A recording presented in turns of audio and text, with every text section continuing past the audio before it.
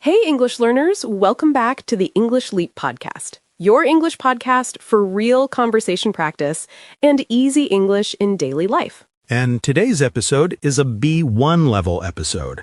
So if you are an intermediate learner, this is just right for you. I'm Anna. And I'm Jake. We're really happy you're here with us today. Anna, how are you today? Was it a busy day for you? A little busy, yeah. I was working this morning and I had a long call with a student. But I'm happy to sit down and talk with you now. Same here. I had a lot of screen time today, so it feels nice to just relax and chat with you and our listeners. Yeah, it's like we're all in the same room, just talking together. Okay, so yeah, before we start, we want to ask you for a tiny favor. Yes, one small thing for your finger and one big thing for our heart. If you enjoy learning with us, please like this episode and subscribe to the channel. It helps more learners find the English Leap podcast. And we'd love it if you write a comment, too. Just one simple sentence is already great. Like, what's your name? And where are you from? Yeah, we really love to know about our lovely listeners. And when you write a comment, it's like sending your English brain to the gym. Your brain has to choose words and build a sentence. That makes your English stronger. So even if you're shy, it's okay. One short sentence is already good exercise. All right, let's talk about today's topic. Today, we're going to help you with something important and sometimes scary, how to talk about yourself in English. Many learners tell us, I can answer questions like, where are you from? Or, what do you do? But when someone says, so, tell me about yourself, their brain freezes. Yes, suddenly the mind is empty or too full. So in this episode, we'll give you a simple structure and many sentence options. We will also share our own full introductions at the end as real examples. And step by step, we'll show you different ways you can speak about each part of your life, so you can choose what sounds best for you. Yeah, step by step. But before we build it, we should understand why this skill matters. Right. First, why is this skill important? It's really important because you use it in many situations. When you meet a new classmate, a new coworker, your teacher, a neighbor, or an online friend, they often say, tell me about yourself. And not only in daily life, also in job interviews, language classes, travel, or events like language exchanges. Right, and I remember one language exchange I joined. We sat in a big circle. The leader said, okay, everyone will introduce themselves in English. Name, country, job, hobbies. Ah, I can feel the pressure already. Everyone is listening, waiting for you. Yes, my turn was coming like a slow train. In my head, I was repeating, my name is Jake, I'm from England, And then the brain did something different, right? Completely. When everybody looked at me, my mind went blank. I said, my name is Jake, I like food. Food is always safe. At least nobody can argue with that. True. People laughed in a friendly way, so it was okay. But inside, I knew I could say more if I had a clear, simple script in my head. I understand that feeling. I had a similar moment on a flight once. Oh, really? What happened? I was talking with the woman next to me.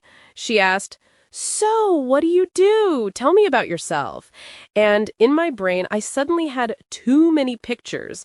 My job, my hobbies, my family, my favorite coffee, everything at the same time. So all the ideas came together in one big cloud. Yes, a big, noisy cloud. And my answer was not very clear. I felt I was jumping from one thing to another. Yeah, that happens a lot. After the flight, I thought I should have a short, prepared way to talk about myself. Something calm and simple. That's why we say your self-introduction is like a short movie script about you. When you know your script, you feel calmer. And remember, You don't need perfect English. You just need clear, simple sentences that you can say even when you feel a bit nervous. Now, before we build this little script about you, there's something simple to remember. There are 3 common situations where people give their introduction. 3 situations. Yes, sometimes it's informal, sometimes it's semi-formal, and sometimes it's very formal.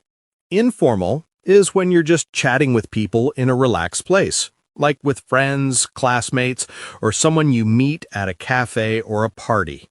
Yeah, when you're just talking, laughing, maybe holding a coffee, nobody expects a big, serious introduction.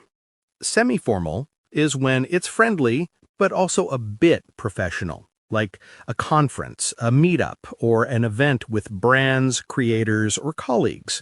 Mm-hmm.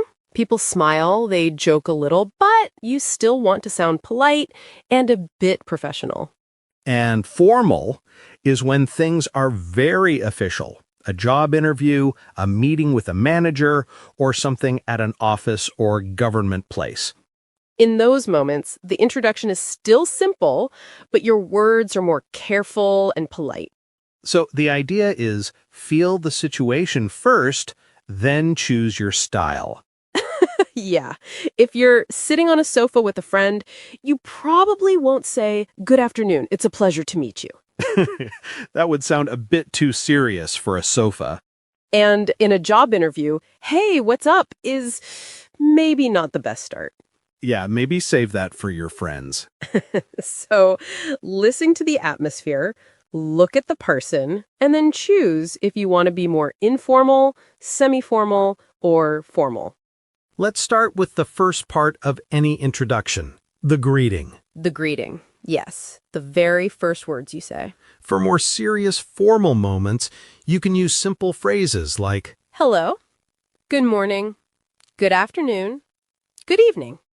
Very clean, very safe. for example, in an interview, you can say, "Good morning. Thank you for seeing me today." Good morning. Thank you for seeing me today. Polite, clear, and not too long.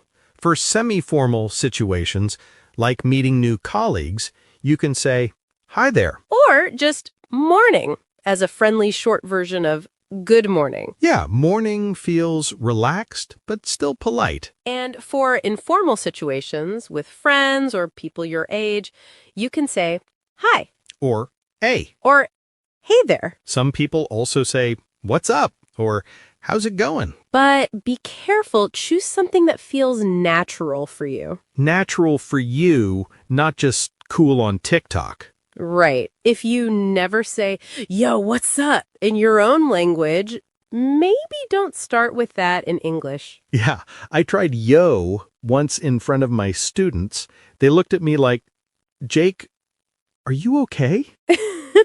So maybe don't surprise your listeners too much. Better idea, pick one greeting you really like and practice it. For example, hi, nice to meet you.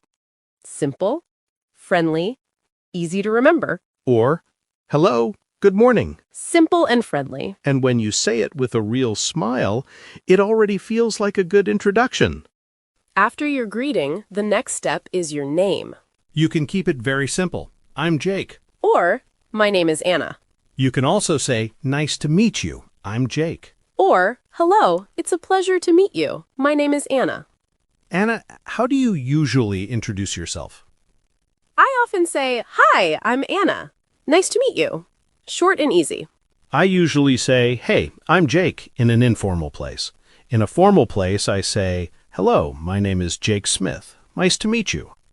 So our first mini script is, hi, I'm Anna. Or, hello, my name is Anna. Nice to meet you. And of course, you don't have to be Anna. Yes, please don't all be Anna. Just change Anna to your own name, and you already have a good start to your introduction. Now, let's add another part, where you're from and where you live. Where you're from and where you live. Your little life map. You can start very simply, I'm from Brazil. Or, "I'm from Turkey." Or, I'm from Vietnam. If you want to add the city, you can say, I'm from Sao Paulo in Brazil. Or I'm from Delhi in India. You can also say, I'm from Cairo in Egypt, or I'm from Osaka in Japan. Cairo in Egypt, Osaka in Japan, same pattern, city plus country. And sometimes your birthplace and your current place are different. Then you can make a slightly longer sentence. For example, I was born in a small town in England, but now I live in Madrid. Or, I'm originally from Poland, but I live in Berlin now. You can also talk about time. I've been living in Madrid for 3 years. Or, I've been living in Berlin since 2020. If that feels a bit heavy, don't worry. You can keep it very light and easy. For example, I'm from Poland. I live in Berlin. Or I'm from Egypt. I live in Cairo. The important thing is that the other person can see a small map in their head, where you come from and where you are now. Not a perfect GPS, just a friendly map of your life. So after your name and where you're from, people often ask, what do you do? Yes, this question is everywhere. You can answer with a short sentence like, I work as an English teacher. Or I work as a nurse. Or I work as a driver. Or I work as a shop assistant. All of these are very clear. Yeah. You can also talk about the company. For example, I work for a telecom company in the customer service department. Or I work for a bank in the IT department. Or I work for a hospital in the administration department. Sometimes you don't want to say the company name, you just want to say the field. Then you can say, I work in education. Or I work in sales. Or I work in marketing. And maybe you don't have a job right now because you're studying. Then you can say, I'm a student. I study computer science. Or I'm a student. I study business. Or I'm a student. I study English at university. While you listen, you can think, which sentence is closest to my life? And later, you can make your own version. For example, I'm from Mexico, I live in Madrid, and I work in sales. So after your job or study, the next question is often about your family or your home. Yeah, people love to ask, do you live with your family or who do you live with? You can answer very simply. For example, I live with my parents. Or I live with my husband and 2 children. Or I live with my wife and our son. If you live alone, you can say, I live alone in a small apartment. Or I live alone in a shared flat. A flat is the same as an apartment. If you live with a friend, you can say, I share an apartment with a friend. Or I live with my cousin in a small flat in the city. People also ask about brothers and sisters. You can say, I have 1 brother and 1 sister. Or I have 2 older brothers. Or I have 1 younger sister. If you have no brothers or sisters, you can say, I'm an only child. That means you are the only son or daughter in your family. For example, I could say, I'm from Poland, I live in Berlin with my partner, and I have 1 younger brother. And I could say, I'm from the UK. I live in Madrid with a friend, and I have 1 older sister. You see, it's not a long story, just 1 or 2 calm sentences. And you don't have to tell every family secret in the first 5 minutes. Yes, please don't.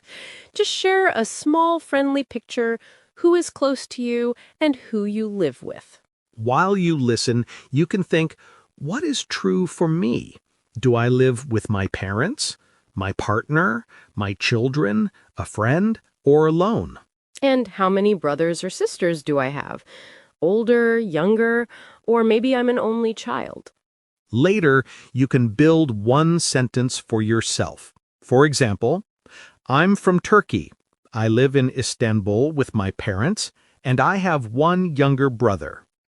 That already sounds like a warm, friendly introduction.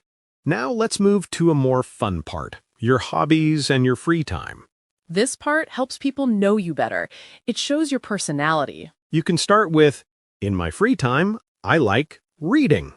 Or, In my free time, I like cooking. Or, when I have some spare time, I go jogging.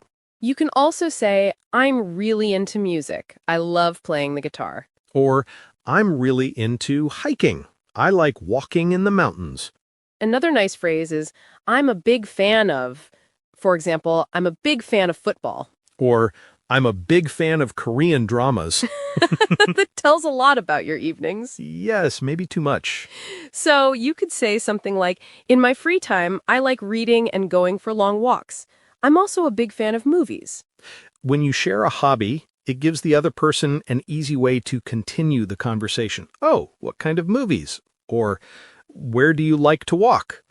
Sometimes you can also add one or two things you like and don't like. That makes your introduction feel more human and real. For example, I love cats and pasta, but I don't like waking up very early. Or, I like dogs and pizza, but I don't like very spicy food. Or, I love coffee, but I don't like waiting in long lines. That sounds like you. It is me. Little details like that show your personality, not just facts. Yeah, and speaking of real life, people also love to ask about your day. True, you often hear, what does a normal day look like for you? Or what do you usually do during the week? Right, and you don't need to talk about every hour. You're not writing a long diary. Yeah, just show the rhythm of your day with 2 or 3 simple actions. So a nice start is, on weekdays, I usually, or in the morning, I normally. For example, on weekdays, I usually wake up at 7, have breakfast, and go to work.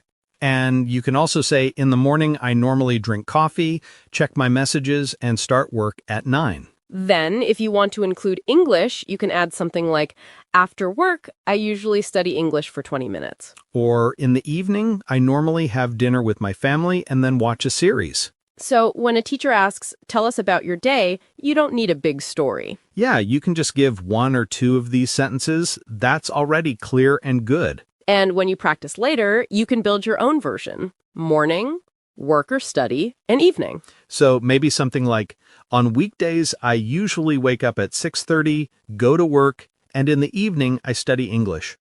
Okay, after your day, sometimes people want to know more about you as a person. Yeah, not just what you do, but what kind of person you are. They might ask, are you shy or talkative? Or how would you describe yourself? Then you can use easy adjectives like friendly, shy, talkative, calm, curious, patient, hardworking, creative. For example, I'm a friendly and curious person. Or, I'm a bit shy at first, but I'm more talkative when I feel comfortable. You could also say, I'm usually calm, but I get excited when I talk about the things I love. And sometimes it's easier to use other people's words. You can say, people say I'm patient and hardworking. Or my friends say I'm funny and easy to talk to. So imagine you're having coffee with a new colleague and they ask, are you more quiet or more talkative? You can answer, I'm a bit shy at the beginning, but later I talk a lot.